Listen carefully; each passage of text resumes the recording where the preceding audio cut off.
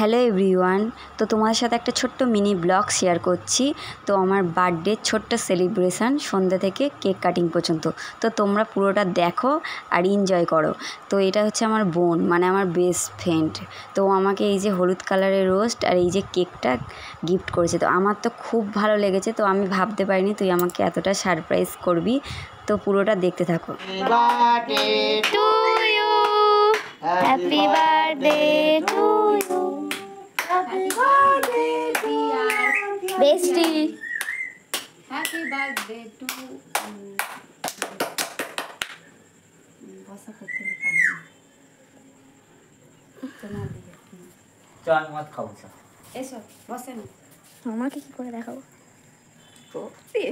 এ নাও এসে এসে মুছে দেখো ওদিকে তাকাও ওদিকে দেখুছি আয়।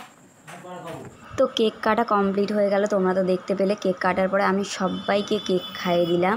আর এবার দেখো ওরা আমাকে কেক খাইয়ে দিচ্ছে এতটা পুরো গাল ভরে ভরে। বন্ধুরা কি বলবো, আমি তো গাল নাড়তেই পাচ্ছি না।